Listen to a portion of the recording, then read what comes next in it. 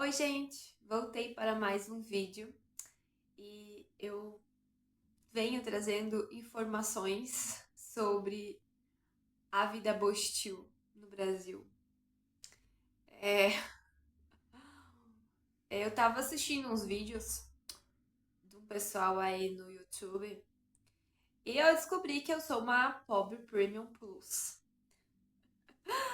Eu nem sabia que existia um tal de ranking entre miserável, pobre, pobre Premium Plus.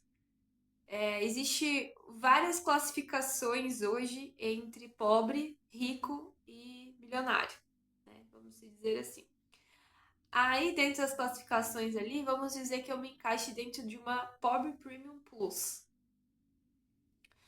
Aí eu comecei a analisar, né, essas informações e tentar trazer para minha realidade de como é a nossa realidade hoje, porque eles falam que o pobre premium plus é o pobre que vive na ostentação mas que vive abaixo disso, mas quer ostentar no Instagram. Aí trazendo isso pra minha realidade, a gente não posta quase mais nada no Instagram. Eu e meu marido, a gente é pessoas bem reservadas mesmo.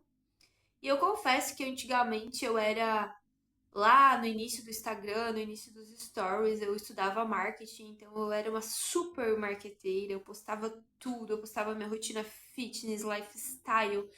Eu tinha uma vida bem agitada na época. Então eu sentia a necessidade daquela atenção, de receber atenção, ver quantas pessoas visualizaram meus stories. Mas isso já é passado, eu acho que desde a pandemia. Desde a pandemia que eu saí desse flow de Instagram, eu perdi assim o feeling do Instagram. Eu demorei muitos anos também para entrar no TikTok, mas não se aplica na minha realidade. Hoje a gente é pessoas bem reservadas. Eu só posto no YouTube mesmo. E a maioria das pessoas que me assistem são estranhos. Provavelmente não tem nenhum conhecido meu nesse canal. E aí a nossa vida, ela se baseia em pagar aluguel. A gente mora num apartamento grande de 3 quartos, sendo um casal recém-casado, o que não faz muito sentido. Mas eu vou explicar o porquê faz sentido. Porque o meu esposo, ele já morava nesse apartamento com o irmão e ele já tinha o contrato no nome dele. Então, quando a gente decidiu morar junto, o irmão saiu, né? Achou um outro apartamento pela mesma imobiliária para ele morar sozinho. E eu e o meu esposo procuramos é, opções na cidade, né, de imóveis, e a gente percebeu que a maioria dos lugares com menos quartos estavam custando o mesmo valor ou mais do que o apartamento que a gente mora hoje, na localização que a gente tem, que é ótima, é bem central. Então a gente decidiu permanecer, mesmo os 3 quartos sendo muito para nós, que estamos no primeiro ano de casado, a gente escolheu permanecer pelo custo mesmo ser mais barato do que muitos outros lugares com uma qualidade menor, mas que por a cada ano, né, os custos sobem, então apartamentos de 1 quarto, 2 quartos estavam custando a mesma coisa ou até mais do que o valor que a gente paga aqui. A gente não tem carro, a gente mora numa cidade onde a gente consegue fazer tudo a pé. O meu esposo, ele trabalha para uma empresa que a empresa fornece carro e moto, então ele viaja muito mais com o automóvel e o veículo da empresa. E aqui dentro da cidade tudo é muito perto, então a gente não sente a necessidade de ter imóvel nesse momento próprio e nem de ter carro próprio, né? Então aí eu já corto dois dos gastos que falam que a comunidade Pobre Premium Plus, né, gasta. Depois disso, a gente tem gastos com cartão de crédito, que normalmente gira em torno de farmácia, supermercado e às vezes uma compra no Mercado Livre, alguma coisa que a gente precisa para casa, porque a gente ainda está em processo de mobiliar a casa. A gente optou por não comprar máquina de lavar roupa, por ter uma lavanderia muito próxima e a gente consegue juntar muita roupa e lavar por R$ 17, lavar e secar por R$ 34, né? 17 para lavar e 17 para secar. Então eu acho que em torno dos valores de uma lava e seca custa uns 4 mil reais e a gente não sabe se a gente vai ficar aqui por muito tempo, a gente decidiu investir em lavanderia mensalmente, semanalmente, às vezes a cada 15 dias, dependendo da necessidade de lavar roupas. O que também já nos economizou muito dinheiro, né? A gente tem celulares na média. Eu tenho um celular Android, meu marido também, a gente não tem iPhone. Eu já tive iPhone no passado.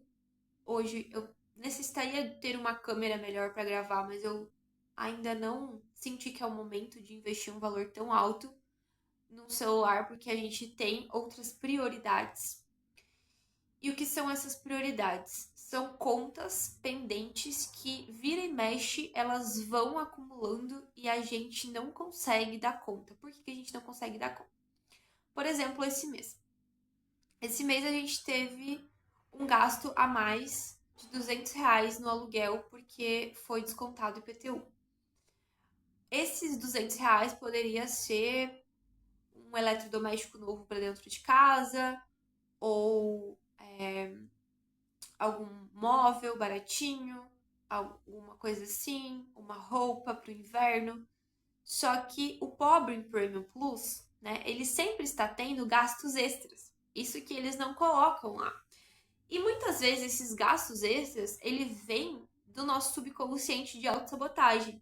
Mês passado, por exemplo, a gente teve um custo extra, um gasto extra de R$ 200 porque o nosso gato caiu da janela lá embaixo e a gente achou que ele tinha se machucado e a gente teve que levar ele no veterinário.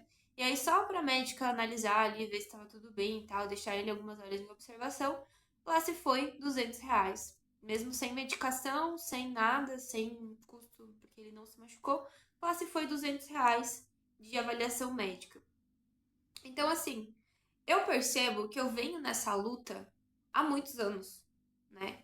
Eu já fui trocando, pipocando de trabalho, pulei de um trabalho para outro, tentando ganhar mais, tentei empreender, tentei fazer N coisas para sair dessa média. Só que isso, né, como uma consteladora familiar, eu vejo que envolve muito mais do que você só escolher não fazer dívidas, você só escolher não ser consumista, né? Dentro da psicologia, da linguagem do corpo e dos estudos que falam da nossa psicossomática, a gente sabe que pessoas que têm dificuldade no relacionamento com o pai, elas são pessoas que tendem a ser mais compulsivas. É como se aquela pessoa ela não pudesse ver um dinheiro na conta e ela sente a necessidade de gastar, né? É a criança ferida da pessoa que sente a necessidade, a compulsão de gastar o dinheiro. Por quê? Porque o pai tá ali com pendências mal resolvidas nesse sistema. E vocês podem ver que eu sou uma pessoa muito básica, né? Eu costumo ter só roupa da Shein, eu não tenho muitas coisas de marca. O máximo que eu invisto ali é num tênis All-Star confortável, um chinelo de dedo mais confortável. Então, eu tento ter uma vida assim, meio minimalista, sem muitos extras, mas eu percebo que a gente consome bastante em alimentação, né? E essa alimentação, ela nem é tanto comer fora em restaurantes, porque além do meu marido ter vale refeição da empresa e ele viajar de terça a sexta e jantar e almoçar fora, durante os finais de semana e durante o tempo que a gente tá em casa, a gente costuma fazer comida caseira mesmo, a gente costuma estar por casa fazendo sempre uma batatinha frita, um natural, um arroz, um feijãozinho, uma proteína, um ovinho cozido, uma tapioca, uma coisinha assim. E às vezes a gente sai para comer. Então, onde é que entra os gastos aí da classe média Premium Plus, né? Que tanto falam que as pessoas elas querem viver além do que elas podem viver. Mas se o indivíduo trabalha só para pagar conta, no meu caso, a gente precisa trabalhar para ter onde morar, porque se a gente não trabalha, a gente não tem casa, a gente precisa trabalhar para pagar o gás, a comida, né, que todo indivíduo precisa comer obrigatoriamente 30 dias no mês. Então, esses gastos, eles não são supérfluos. A gente vem de uma geração de muita escassez. Eu venho de uma geração, né, de ancestralidade muito escassa, muito pobre. E eu vivo no Brasil, numa classe marginalizada que muitas vezes tem que trabalhar uma semana, um mês para comprar um tênis. Eu vejo aqueles vídeos que eles analisam quanto tempo uma pessoa leva para comprar um tênis no Brasil, nos Estados Unidos ganhando em dólar e na França ganhando em euro. Ou quanto tempo um brasileiro leva para pagar um carro, um europeu e um americano, né? Separando em real, dólar e euro. Então, assim, a gente vive numa sociedade onde tudo é muito caro comparado com o salário que a gente ganha, né? E quando a gente está falando de aumentar gastos, às vezes não é só sobre ter ideias de empreender e criar mais fontes de renda, porque ideias para empreender e criar fontes de renda não me falta. Inclusive, eu tento, eu sou a pessoa que vai lá e tenta, né? Recentemente, eu estive empreendendo no ramo de sanduíches. Eu todos os dias pela manhã saía, ia ao supermercado, selecionava os produtos, começava a minha produção ali às 13 horas, para as 14 horas estar prontinho. Eu saí com a minha caixa térmica na pernada, de porta em porta, vender os meus sanduíches por dia. Consegui ter um retorno ótimo. Só que o que isso me trouxe? Muito cansaço, né? Porque fazer essa atividade física diariamente, sozinha, trouxe um grande cansaço, ao ponto de, no final de 2 semanas, eu caí em exaustão na cama e eu não consegui levantar mais porque eu tinha extrapolado os limites do meu corpo físico mesmo. Porque às vezes eu passava numa rota e eu não conseguia vender tudo, então eu fazia uma outra rota, com a meta de voltar para casa com todos os sanduíches vendidos. Até o dia que eu saí na rua e o meu corpo disse que eu estava exausta e que naquele dia eu não deveria vender, e eu insisti, fiz a produção e saí, e eu não vendi nenhum sanduíche. E aí eu voltei para casa e eu caí num poço de desespero, porque eu não sei lidar com a derrota. E aí até essa noite eu tive um sonho bem interessante sobre isso, e no sonho alguém me falava claramente que às vezes a gente tem inteligência emocional para uma coisa, mas não tem inteligência emocional para outra coisa. E no meu caso, eu percebi na prática que eu não tenho nenhum tipo de inteligência emocional para lidar com a derrota. Então, quando eu fracasso, eu caio no fundo, no fundo, no fundo do poço, e eu preciso, passo a passo, me levantar novamente e sair desse fundo do poço. Só que enquanto eu estou saindo desse fundo do poço, as dívidas estão chegando, o cartão de crédito está atrasando, o aluguel está aí para ser pago, a internet está aí para ser paga, a comida está acabando e a vida tem que continuar acontecendo, com ou sem dor emocional, porque senão tudo desanda. A minha sorte é que meu marido ganha bem. Nesse momento ele tem sido um pilar na minha vida, um apoio. Então quando eu caio, eu tenho o suporte, que muitas vezes no passado eu não tive. Eu tive, às vezes, um trabalho, né, que ali o CLT me garantiu, o INSS me garantiu uma estabilidade, ou um familiar, mas que depois você fica numa dívida emocional gigantesca com essa pessoa. Porque se a pessoa ela tá te dando dinheiro e você não tá dando nada em troca, em algum momento você vai sentir que você tem uma dívida emocional gigante com a pessoa. E aí você acaba se endividando ainda mais. Então, a minha conclusão de todos esses vídeos que eu vi hoje falando mal das pessoas pobre Premium Plus é que, às vezes, você já vem há tantos anos ralando para ter uma qualidade de vida melhor que investir num restaurante que você possa almoçar um final de semana, comer uma comida diferente, investir de vez em quando num novo cardápio, uma nova peça de roupa no seu guarda-roupa, uma nova bolsa, não é supérfluo. Às vezes é o que vai te dar motivação para você levantar da cama todos os dias e continuar. Às vezes uma dívida também é motivação para a gente sair da cama e correr atrás e ter uma ideia nova e se reinventar. E eu percebo que na minha vida o tempo todo eu preciso estar me reinventando.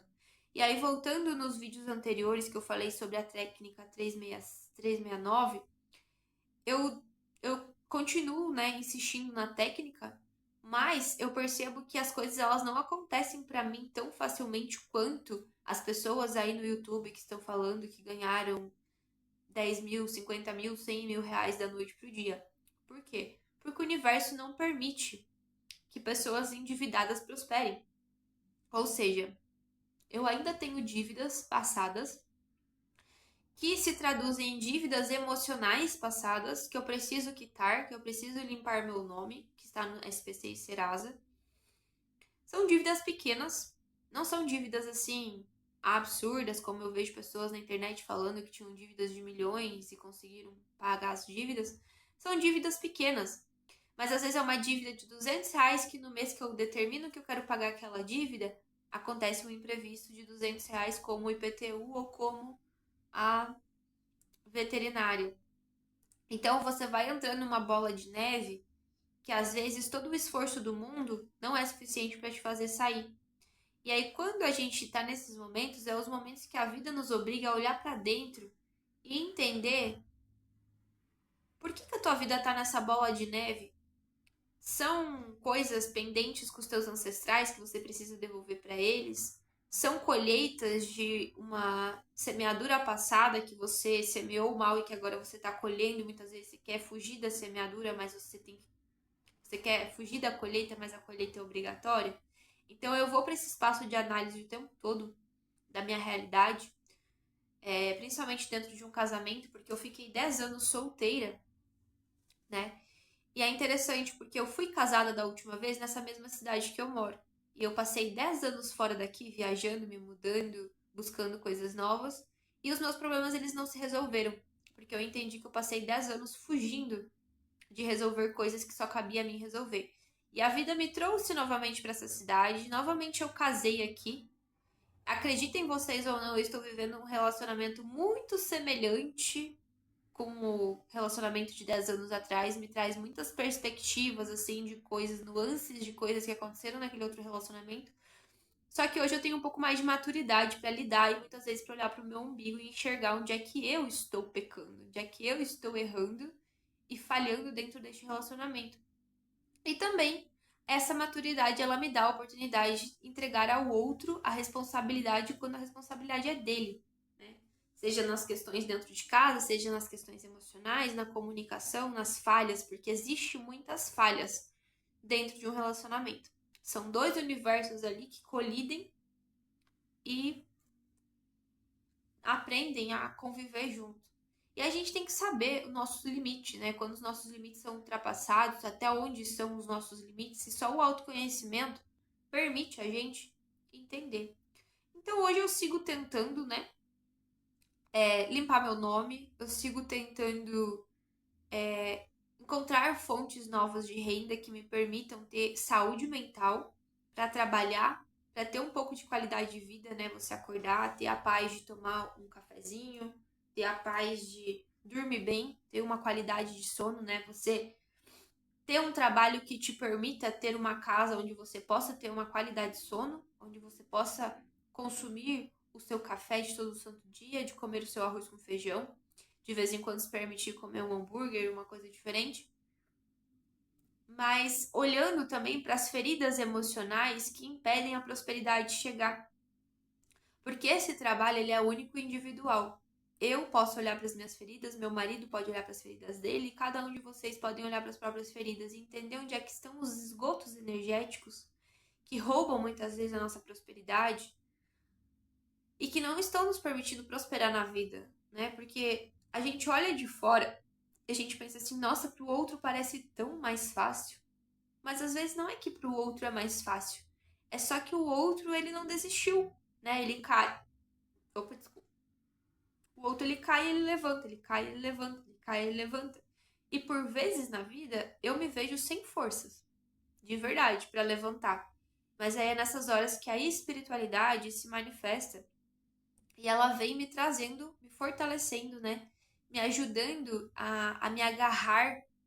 Muitas vezes eu perco meu chão e aí nessas horas a espiritualidade ela vem como se fosse assim algo que eu preciso me agarrar, me ater para lembrar quem eu sou, de onde eu vim, para onde eu vou e o que eu preciso fazer para chegar lá. E às vezes você vai ter que tomar decisões fora da caixa. Às vezes você vai ter que fazer escolhas fora da caixa. Porque se você fazer o que todo mundo tá fazendo, o que todo mundo tá dizendo nos vídeos de educação financeira que você deve fazer, reservar 30% do seu salário, guardar 10% do que você ganha, fazer poupança, investir no tesouro direto, não sei o que, não sei o que, a realidade do brasileiro ela é bem diferente. A minha realidade hoje ela é bem diferente. A minha realidade é, eu tenho uma dívida de R$ 2.000 da faculdade, eu preciso comprar uma geladeira que custa R$ 2.000 e eu preciso pagar as minhas dívidas mensais de aluguel, despesa com supermercado e condomínio, internet, luz, que custam R$ 2.000. Então, se você tem 3 dívidas, né? Por que a pessoa que. Por que vamos dizer assim? Por que você tem uma dívida financeira com a universidade? Porque lá atrás eu tinha um sonho. Eu comecei a trabalhar numa empresa que me possibilitava ganhar bem, me possibilitava começar os meus estudos na época, né? Eu tinha ali um sonho de galgar patamares mais elevados naquela empresa. Então eu decidi iniciar um curso que me possibilitasse galgar esses andares mais elevados. O que aconteceu foi a vida. Eu perdi o emprego, eu me decepcionei com a empresa, eu percebi que era uma furada, eu fiquei desempregada e a dívida da faculdade começou a girar. Enquanto isso, eu tinha que pagar aluguel, eu tinha que comprar minha comida, eu tinha que continuar fazendo a manutenção da vida acontecer. Então essas dívidas elas vão ficando pendentes. E ninguém ganha assim do nada R$ 2.000 para pagar uma dívida. O universo ele não dá de presente. O universo ele vai fazer você merecer. No meu caso, assim, isso é muito prático. Eu só recebo aquilo que eu mereço, não vem nada de graça. Então, essa coisa de colocar todo brasileiro numa sacola e dizer assim, ai, o pobre é endividado porque ele quer. O pobre compra no cartão de crédito porque ele quer. Não é porque ele quer. É porque às vezes é a única opção dele comer quando tem cartão de crédito. Porque às vezes a pessoa tá negativada, tá com o nome sujo e nem cartão de crédito tem. E as dívidas, mal, o salário, eu já vivi em situações onde o meu salário pagava o meu aluguel e as minhas contas fixas e eu não tinha daquela renda dinheiro para comprar comida. Eu precisava buscar outros meios de garantir a minha comida porque o meu salário no Brasil não pagava minhas despesas fixas. Isso morando com outra pessoa, tá? Porque eu passei anos da minha vida dividindo aluguel com estranhos. Eu entrei nessa de estudante que divide apartamento e tal, que divide custos de baixa manutenção justamente para poder ter um pouco mais de dinheiro para comprar uma roupa, para comprar um calçado, para gastar com um extra.